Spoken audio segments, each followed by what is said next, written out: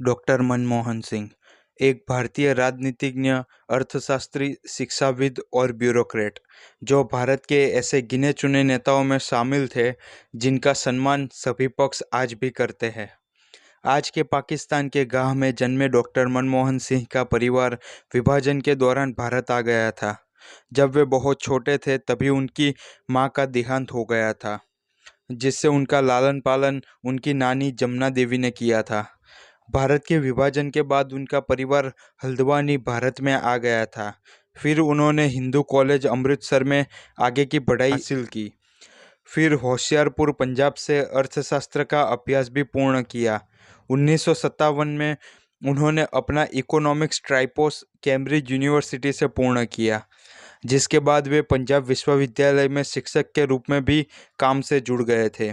वे अपनी डी.फिल की डिग्री पूर्ण करने के लिए ऑक्सफोर्ड यूनिवर्सिटी गए, जिसमें उनके थीसिस का टॉपिक था इंडिया से export performance, prospects and policy implication.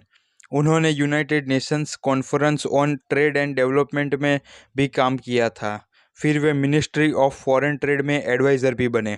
1972 में वित्त मंत्रालय में मुख्य आर्थिक सलाहकार बने और 1976 में वित्त मंत्रालय के सचिव और 1982 में वित्त मंत्री प्रणब मुखर्जी के समय में उन्हें भारत का रिजर्व बैंक का चेयरमैन भी घोषित किया गया। 1991 में प्रधानमंत्री पी.वी. नरसिम्हा राव के समय में उन्हें कैबिनेट में वित्त मंत्री का दर्जा दिया गया। यही वह समय था जिसमें लिए गए डॉक्टर मनमोहन सिंह के फैसले भारत की दिशा और दशा बदलने वाले थे। आज जिस आधुनिक भारत को हम देख रहे हैं, उसकी नींव डॉक्टर मनमोहन सिंह द्वारा 1991 में ही रखी गई थी। 1991 में इंडिया का फिजिकल डेफिसिट 8.5% तक पहुंच गया था। इंडिया का फॉरेन रिजर्व केवल $1 बिलियन बच गया था, यानी कि सिर्फ 2 सप्ताह का आयात का पैसा। डॉक्टर मनमोहन सिंह ने प्रधानमंत्री को इंडियन इकोनॉमी की खराब हालत से साझा किया, जिसके बाद उन्होंने डॉक्टर मनमोहन सिंह को सभी प्रकार की छूट दी अपनी इकोनॉमी में सुधार करने के लिए, जिससे डॉक्टर मनमोहन सिंह ने भारत के परमिट राज को ही सबसे पहले ख़त्म कर दिया, अर्थव्यवस्था पर राज्य के नियंत्रण को कम से कम कर दिया और इम्पोर्ट टैक्सेस भी बहुत हद तक कम कर दिए। डॉक्टर मनमोहन सिंह ने सोशलिस्ट इकोनॉमी को कैपिटलिस्ट इकोनॉमिक में कन्वर्ट कर दिया, लाइसेंस राज को भी खत्म कर दिया और फॉरेन डायरेक्ट इन्वेस्टमेंट की सभी अड़चनों को दूर कर दिया। 2004 में डॉक्टर मनमोहन सिंह भारत के पहले सिख प्रधानमंत्री बने। उनकी उदारीकरण नीति की नींव जो 1991 में रखी गई थी, इसकी बदौलत भारत ने नाटकीय रूप से विकास की नाव पकड़ ली थी।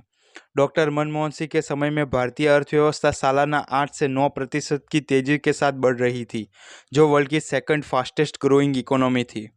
2005 में डॉक्टर मनमोहन सिंह ने मनरेगा स्कीम लॉन्च की। 2005 में ही उन्होंने वैल्यू एडेड टैक्स यानी कि वैट लागू किया था। 2005 में ही उन्होंने राइट टू इन्फॉर्मेशन और 2009 में राइट टू एजुकेशन स्कीम भी लागू की थी, जिसने भारतीय लोकशाही को और भी ज़्यादा मजबूत बना दिया था। अमेरिका के साथ न्यूक्लियर पावर का समझौता भी डॉक्टर मनमोहन सिंह के समय में ही किया गया था।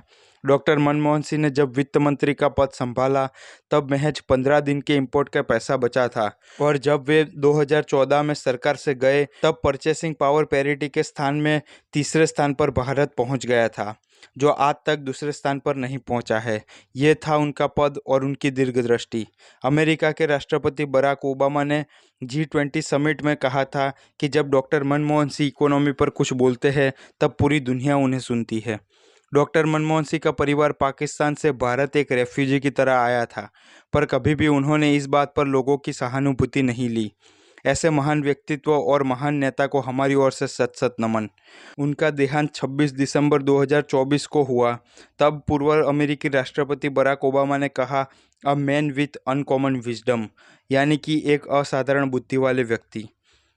तो दोस्तों, यह वीडियो आपको कैसा लगा कमेंट करके ज़रूर बताएं और लाइक और शेयर करना ना भूलें। नीचे दिए गए सब्सक्राइब बटन दबाकर सब्सक्राइब करना भी ना भूलें।